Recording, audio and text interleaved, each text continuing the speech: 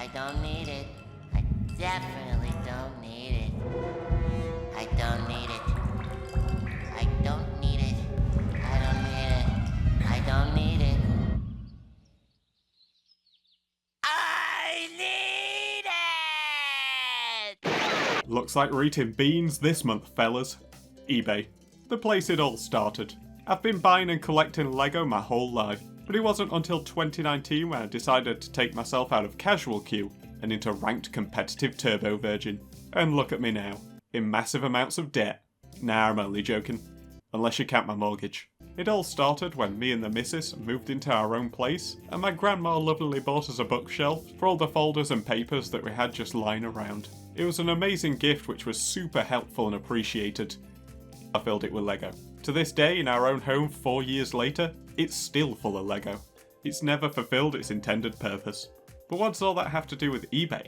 Well, the sets I began collecting was Nexo Knights. Released in 2016, it was a strange mix of futuristic technology and also old-timey knights. And it dead-ass kinda slaps no cappuccino. Seeing as they were retired sets though, my only choice was to buy second-hand. And where do you go to buy things second-hand? eBay, of course. Import tax. Currency conversions. People not sending items. Postman literally leaving a 250 quid Lego set right in front of my door, while no one was home for hours on end. I had no idea what I was getting myself into. This website is both a blessing and a curse. I know most of you know how eBay works, but for those who have just discovered the internet like a caveman discovering fire, the premise is simple. People sell crap they don't want to people who want said crap through a bidding system. At one point you had to go full Call of Duty montage and snipe the items last minute, but nowadays you can just put your max price and watch that baby inevitably lose.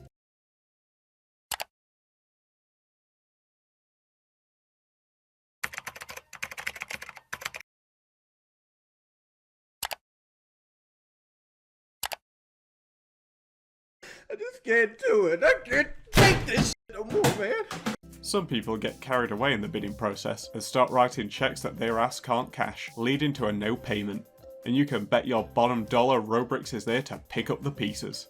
This was actually how I managed to get one of my best deals to date. First off, I don't go into these trying to underpay the guy. I lost the bid on this set and naturally, I took it really well. Later that day I was checking for the same set and it was relisted, with the description of 6 people haven't paid, I'm done waiting. It was a buyout now for only 120 quid, rather than the usual 250 to 300. And oh boy did I instantly buy that set. I actually regret this purchase though. The box doesn't have any of its insides, it's just the top flap glued into the inner box, so I'm gonna have to buy it again anyway. But that's the thrill of the site, potentially getting stuff cheap, only to realise there's stuff wrong with it. You'll find most people selling Lego follow a similar formula. A picture of all the Lego spread out, a picture of the box and the instructions, and if you're lucky, you might get treated to a picture of the set assembled. The description consists of, looks complete to me, don't have time to check it, might be missing a part or two, which don't sound like too much of a problem. Just get yourself on Bricklink and spend a $5 on those tiny parts, and there you go, a complete set. Oh wait, but then you realise you're missing this flag, and that costs 30 quid. I think at this point my missing parts list adds up to about 150 quid, which I'm slowly scratching away at. Sometimes I get a bit of a cheeky bundle. What's better than 1 Lego set? 2?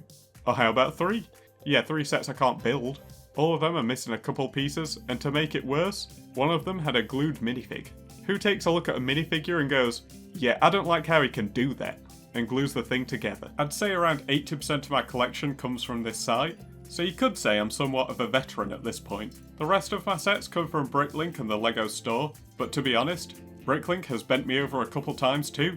Sure, there isn't any bidding, it's just a buyout, but one time I went to buy the Star Wars set for 75 quid. It was listed as brand new, which is an absolute steal for the price, until he sent me a message saying, yeah, I've sent it off, and I noticed I listed it wrong, it's not brand new. That's no problem for me though, I was always going to open it, so as long as it's boxed, it's fine. And it was boxed, right? Yeah, I had to do a PayPal chargeback because he wouldn't refund me.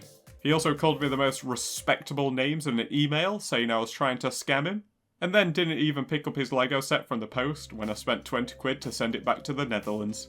So yeah, I still have it unopened, and I guess now it's part of my collection.